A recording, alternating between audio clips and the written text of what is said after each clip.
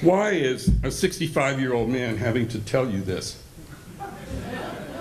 And from another point of view, one that matters to me anyway, taking this event online will make the producers far more accountable than they are now. Last month, I suddenly realized that the LLC National Board isn't really accountable to its claimed constituency, yet it has reserved for itself the prerogative to micromanage the experienced local people here as if we don't have a clue how to produce a successful event. Local leather leadership here in LA has had such an unpleasant experience interfacing with the National Board that I'd bet serious money that it will be a cold day in hell when LA wants this event back here again ever. I happen to know that producers in other cities feel exactly the same way. Nashville, Seattle, gird your loins. Cats, as it turns out, really don't take well to being herded. And who didn't know that? Anyway, before I move on, I'd like all the LA people who've helped out, or tried to, even if you quit months ago in frustration, to stand up now and be acknowledged for your efforts. If you've had anything to do with this event, stand up right now. Stand up. Thank you very much.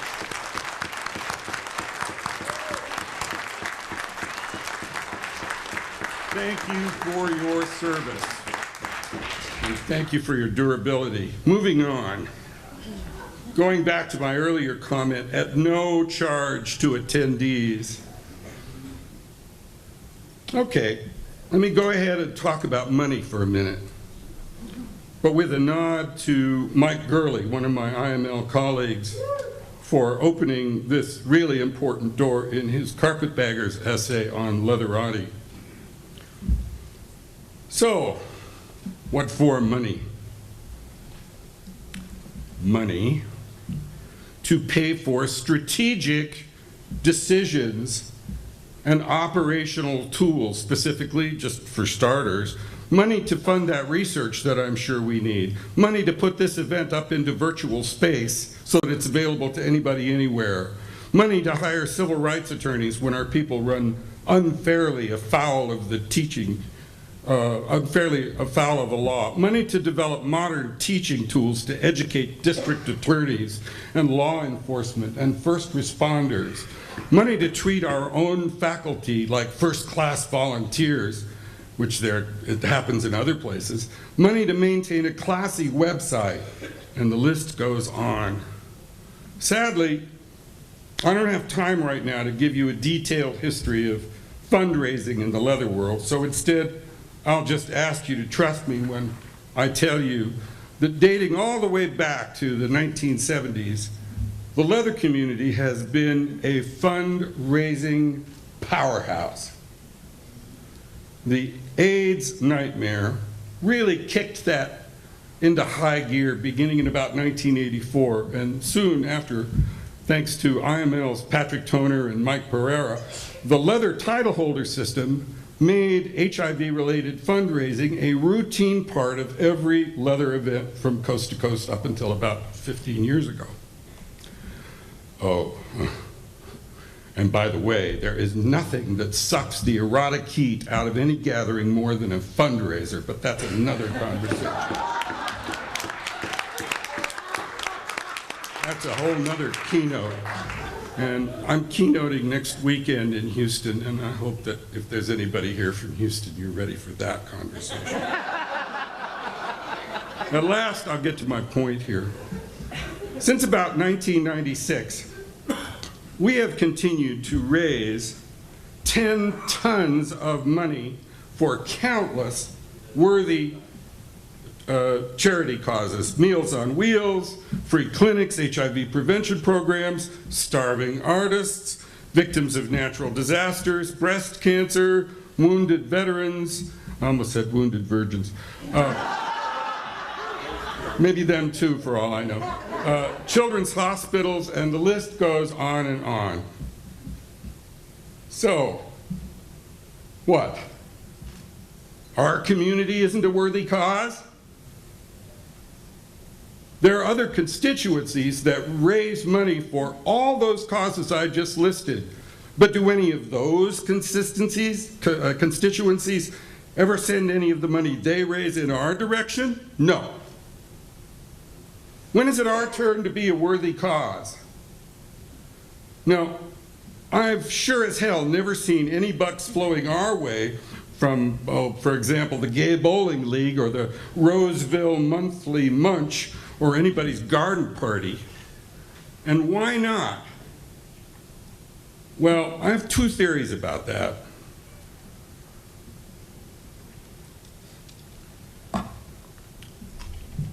One is that we like to keep up the appearance that we're self-sufficient and that we don't need any money for ourselves. So we don't keep what we collect, and instead we behave like the rich uncles that we quite obviously are not.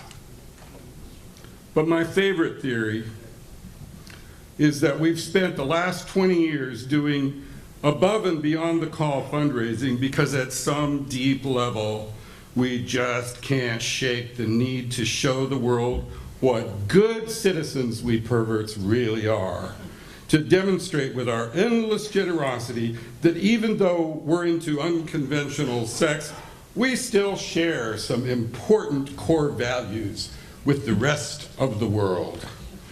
In short, I suspect that we've been trying to buy off some shame that we have about who and what and how we are different, and I am over that.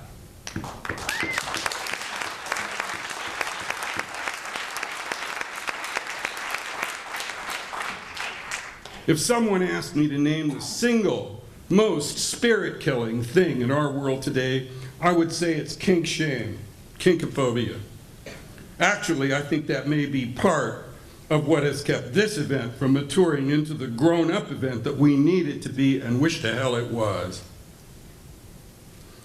I promise you that when we stop treating ourselves like third-class citizens and start taking ourselves and our needs seriously, that there will be plenty of money to implement the strategic policies and tools which our people need for a better, more satisfying future. But to help them get there, we need inspired leaders with fearless imaginations who have mastered their own shame and always refuse any suggestion that we should try to buy a place at the table of humanity with our generosity.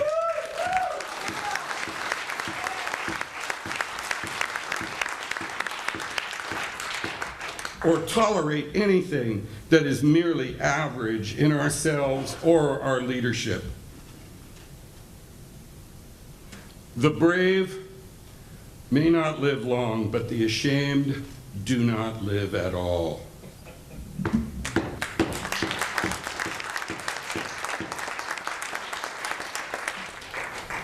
No doubt for some of you I've gone on way too long already, so let me close by leaving you with this single thought about leadership itself.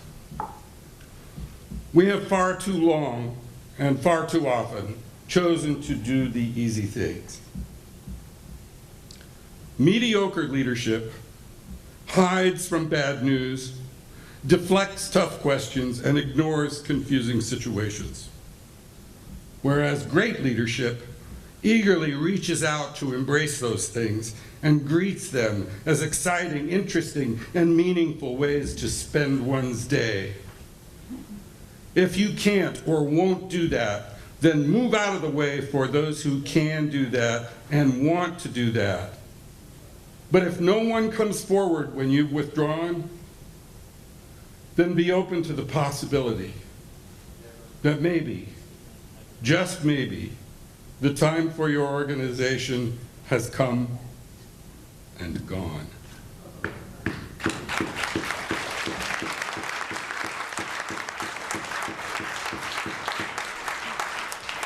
Thank you for your time and attention. Welcome to the city, not of lost angels. We know who we are. Welcome instead to the city of fallen angels. Thank you.